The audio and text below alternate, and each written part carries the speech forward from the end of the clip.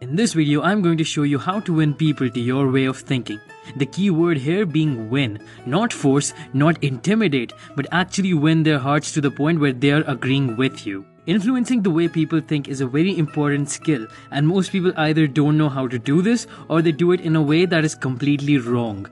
Man, I cannot tell you the number of times I have tried to get someone to think like me and they only end up getting more polarized. And I'm sure it has happened to you as well. So with these 12 tips that I'm going to be sharing with you in this video, you're going to be well on your way to influencing people to your way of thinking. And by the way, this is part 3 on my series on how to win friends and influence people, so be sure to watch the other parts as well after this video. So let's get started. I was one of the best debaters in my school. I prided myself on being so good with logic that I could destroy anyone's argument if they were against me. And I used to win a lot of debate championships, so naturally I took it to my personal life as well. But man, it doesn't work that way. Anytime I would destroy someone's argument, they would only get angrier. It didn't make any sense. I just showed them that they were wrong with undeniable proof. Why would they still want to stick to a losing argument? Well, I was missing a key insight, and it was this. Humans are not creatures of logic, they are creatures of emotion. How many countless arguments have you ever gotten into? Do they ever amount to anything? Most arguments are just ego wars, and they will do nothing to win people to your side. Most people will never admit that they were wrong, even if they actually see it. Their ego will just not allow them to. So when you shove your argument down someone's throat, even if you get them to accept it, they're still going to resent you and not like you. There are better ways of getting people to your side, and they don't involve breaking their ego. So principle 1 is, the only way to get the best of an argument is to avoid it. Now I'm not saying that you should never speak your mind, but learn to do so in a tactful way. There was a kid in my class, and let's call him Billy, who was the best in academics. He scored the highest marks and was the most diligent with his work. He was exactly the kind of person who became the teacher's pet. And somehow, even then, all the teachers in my school did not like him. There was another kid in my class, however, let's call him Bob, who wasn't the best in academics. He was just decent, but all the teachers loved him. Everybody liked him, and they most definitely liked him more than Billy. In fact, even though he was intelligent, nobody in the class really cared about Billy. I'll tell you why. It's because Billy was the kind of smart kid who would always tell people that they were wrong. And man, I was guilty of this as well. Anytime I would overhear someone say something like, "Did you know the height of the Burj Khalifa is 700 meters? I would just barge in on the conversation to correct them. Excuse me, but the height is actually 830 meters to the tip? Seriously, I learned this the hard way. But these people are very annoying and nobody likes them. So principle 2 is show respect for the other person's opinion and never say you're wrong directly. Now here's another thing that was wrong with Billy. If you ever told him that he was wrong, he would just never admit it. In fact, he would even change what he said. He'll say things like, "Oh, I didn't mean it that way," or "You didn't hear me correctly." But he would never admit to his own mistake. No wonder nobody liked Billy. So principle 3 is, if you're wrong, admit it quickly and emphatically. We had a problem with our electricity bill once, so my dad called up the electricity company and started screaming at them about all the things that were wrong with the bill and how we had been wrongfully charged. My dad probably called these people 10 times over the course of the week, and he always got the same response, that there was nothing wrong with the bill, and then they hung up. Each time my dad got angrier and angrier, but he never got a helpful response. But then my uncle who was staying over had an idea, and he called them up again. He told them very politely that he thinks there is a mistake in our bill, and he got the same response, that there was nothing wrong with our bill. But then he said this, "I know you must be busy taking all these calls, but I would be really grateful if you could please check if all the calculations are correct." And surprisingly, they found the mistake and fixed it. Abraham Lincoln said, "A drop of honey catches more flies than a gallon of gall." So if you want to win people to your way of thinking, follow principle number 4. Begin in a friendly way. Now the next step is a little more tactical. If you request someone to do something and they say no, then it's a huge handicap to overcome. This is because once a person says no, then they want to stick with their decision and keep saying no to you. This is why early on you have to make smaller requests and keep getting them to say yes. Then they're more likely to keep saying yes, and this is called a yes ladder. Principle 5, get the other person saying yes immediately. A lot of times when people want to get others to agree with them, they keep talking. If you keep talking, eventually you're going to say something that the other person will not like, and then you've lost your chance. So do the exact opposite. Let the other person do the talking. Ask good questions and they will tell you everything you need to know. Let me give you an example. Let's say you're a vacuum cleaner salesman and you have 3 types of vacuum cleaners that you can sell.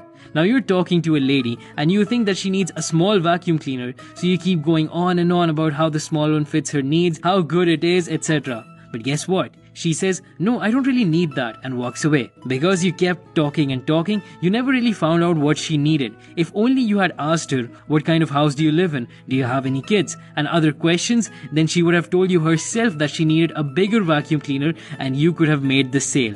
So principle 6 is, let the other person do a great deal of the talking. There was once a very large hospital in Brooklyn and they were going to build a new state-of-the-art X-ray department. Now every company selling X-ray machines was contacting the doctor who owned the hospital and they were trying to sell him their equipment. He was overwhelmed by the number of choices and he didn't really know which one to pick. However, one particular manufacturer took a different approach.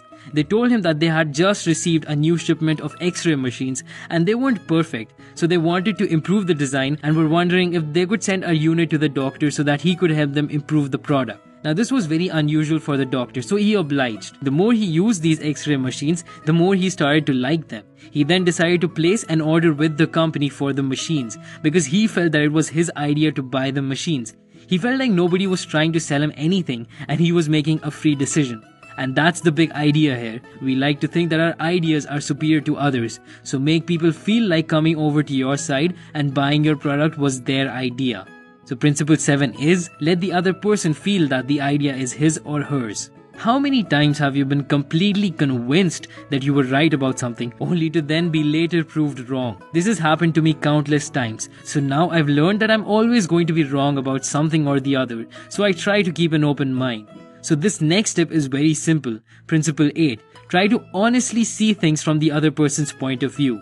Wouldn't you like to know a magic phrase that can end all arguments, remove any bad feelings and create a sense of mutual trust? Well, here it is. I don't blame you one bit for feeling as you do.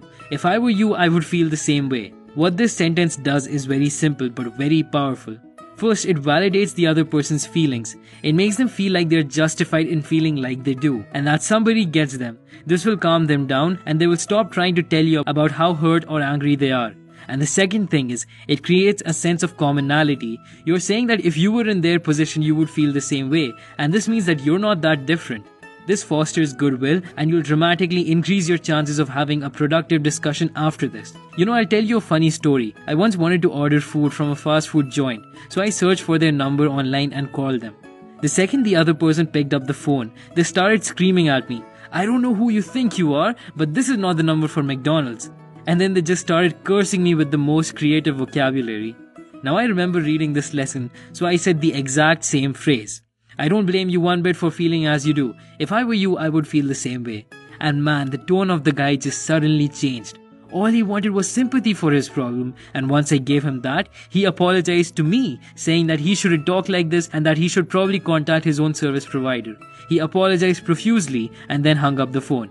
So always remember this, because it has the magical powers of removing any anger altogether. Principle 9. Be sympathetic with the other person's ideas and desires. Most of us like to think that we are noble people. We like to think that we have a moral code that we follow. You can use this to convince people into your way of thinking. Here's an example. John D. Rockefeller was one of the richest Americans who ever lived, and he was tired of newspapers trying to publish his children's photos. So all he said was this: "You've got children yourselves. You know it's not good for youngsters to get too much publicity." That was all he needed to say. So principle 10 is appeal to nobler motives. Alright, so we're nearing the end of this video, and if you're still watching, congratulations. You're one of the few people who actually care about improving themselves. And I mean that. You see, I could have made this video smaller and told you all the 12 points in one go, but I know that it wouldn't sink in that easily. So instead, I told you all these stories. I gave you examples from the book and from my own personal life. In other words, I dramatized my ideas.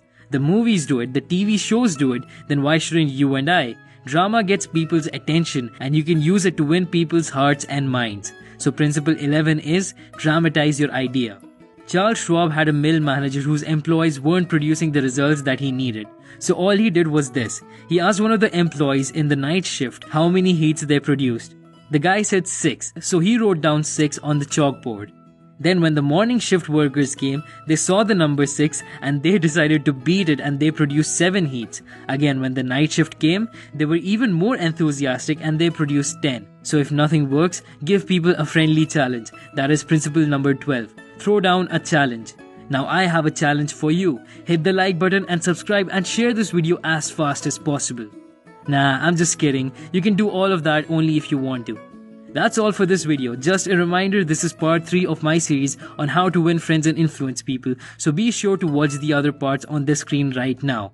Thanks for watching.